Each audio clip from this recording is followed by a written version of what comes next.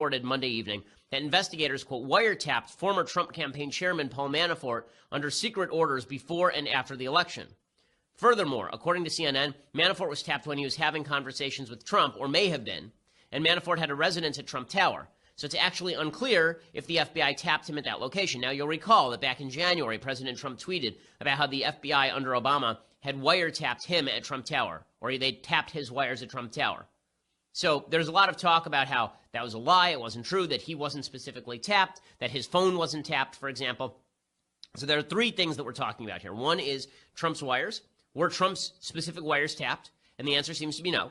The second is Manafort's wires. Yes, they were tapped. And the third is, were they tapped at Trump Tower? So were their wires tapped at Trump Tower? We don't know the answer to that.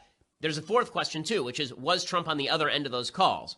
Okay, even if Trump was on the other end of those calls, that doesn't mean that he was deliberately surveilled. It means that Manafort was surveilled. Manafort's been a very dirty player for a very long time. People have known about this for a few years now, that he was basically in bed with the Putin regime.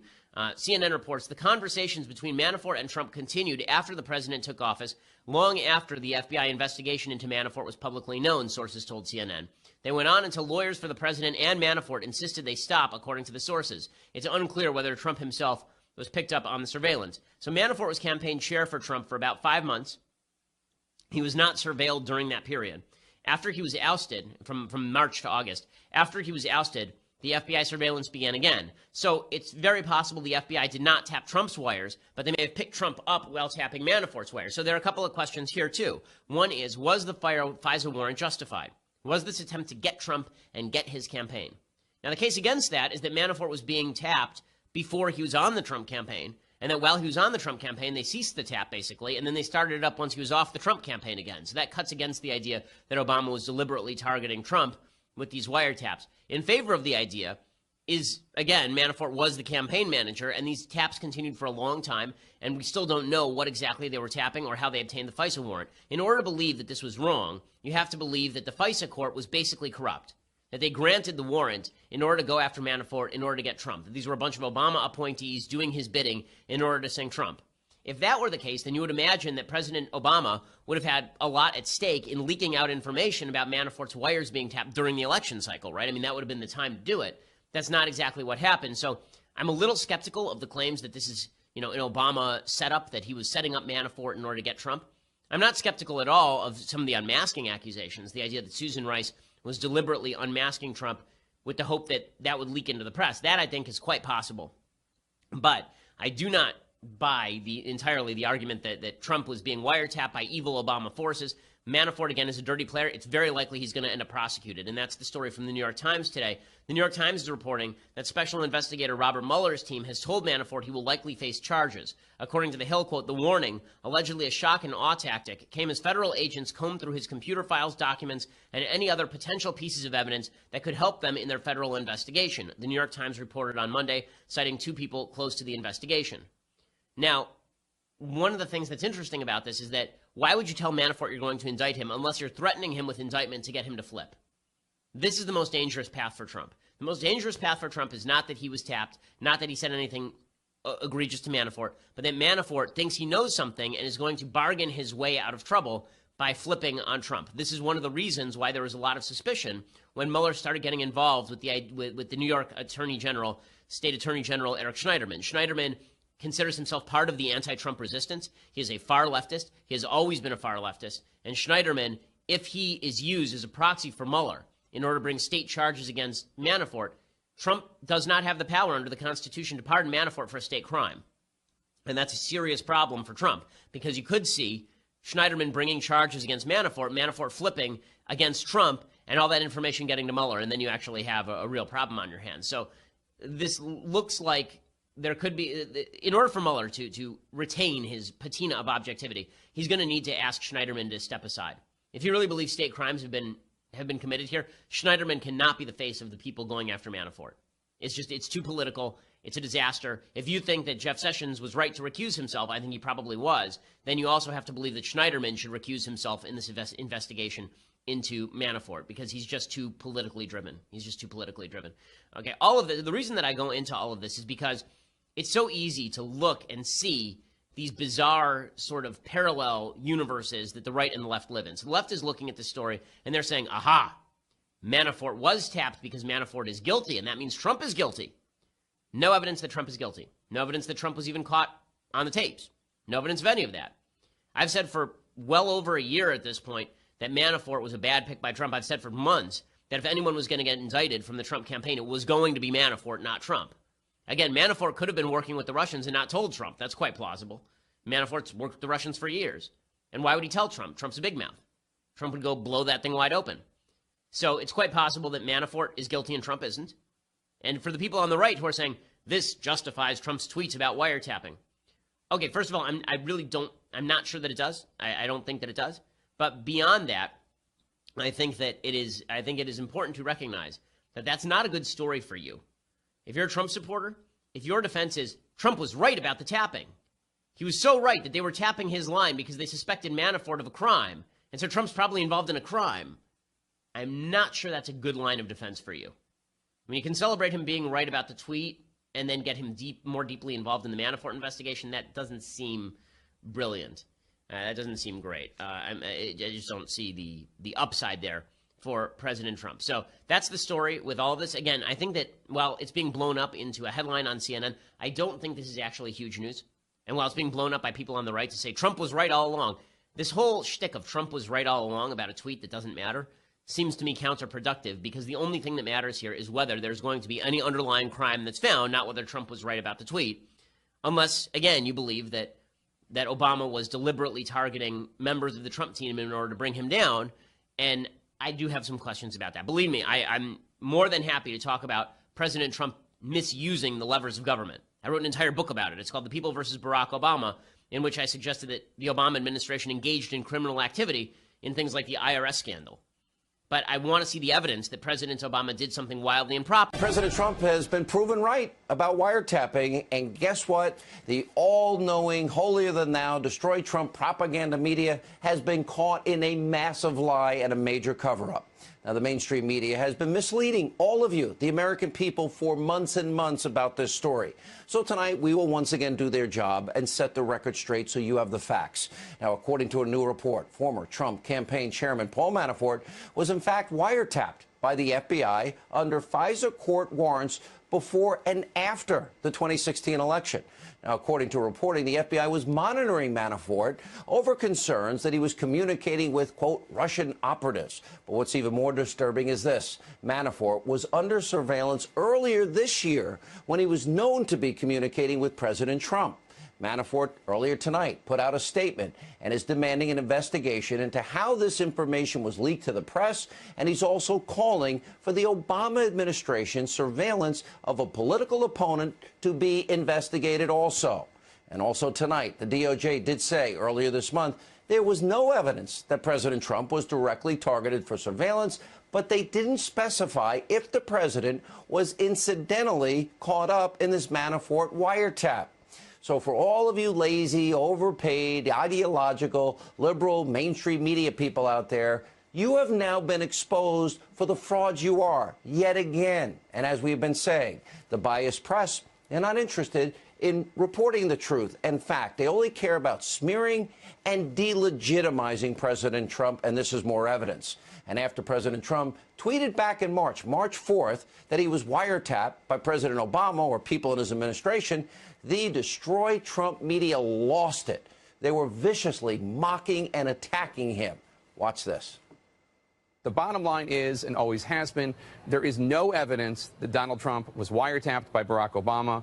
It was and continues to be a lie. Our conspiracy theory president is at it again. And whenever something like this happens, I wonder, what are the president's sources of information? Where is he getting these ideas? And that has been denied by President Obama, by the former director of national intelligence, and now we know it as well by the FBI director. They are all saying it did not happen. So is the president calling all three of those individuals liars? I don't think they're taking seriously enough how devastating this is to the American system for one president to say, my predecessor wiretapped. John? We have been living in, really through the Trump campaign and unto this hour, this alternative reality. The way that Donald Trump seems to think about what a president can do feels very Nixonian, that he has a much more inflated view of a president president's powers for him to believe that a president could even, in theory, because the election is on, go in and tap the opponent of his preferred candidate?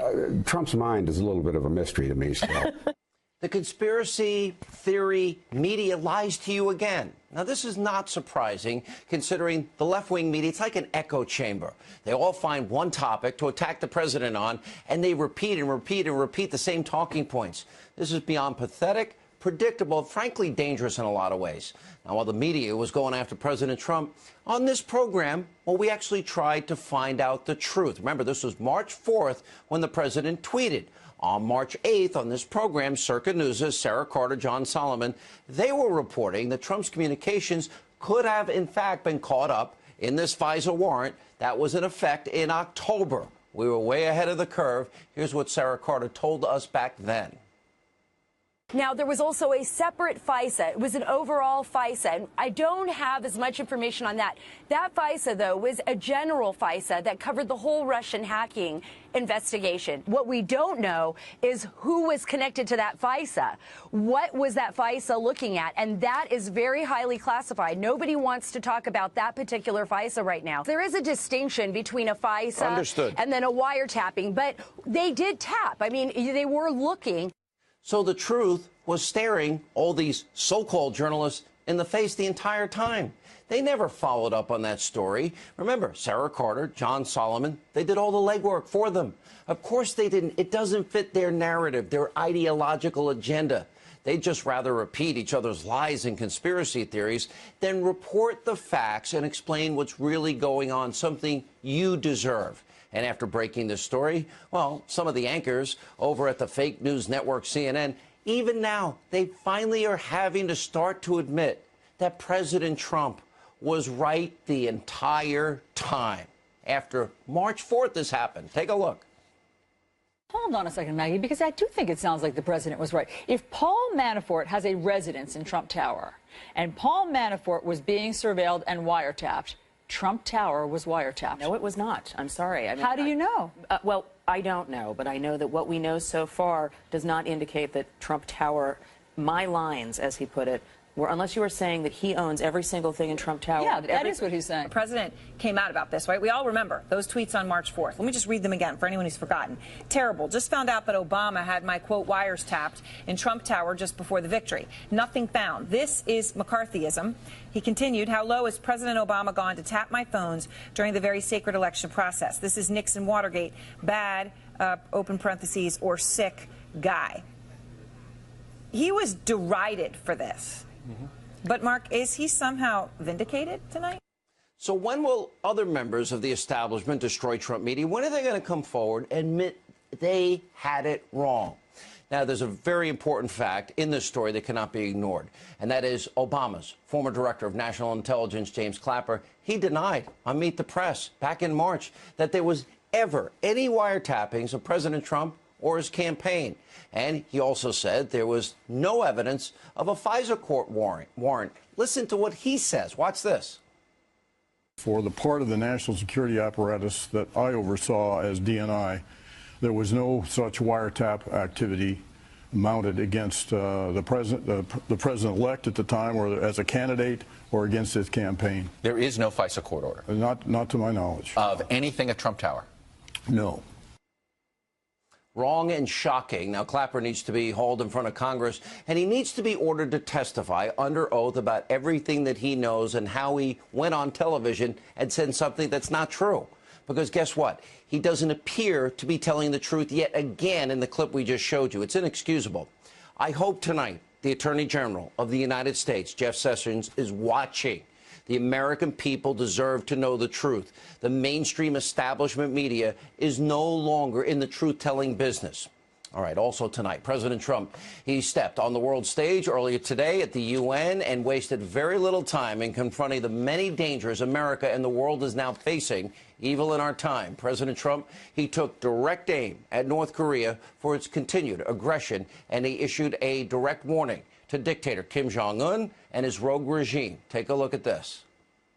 The United States has great strength and patience, but if it is forced to defend itself or its allies, we will have no choice but to totally destroy North Korea. Rocket Man is on a suicide mission for himself and for his regime.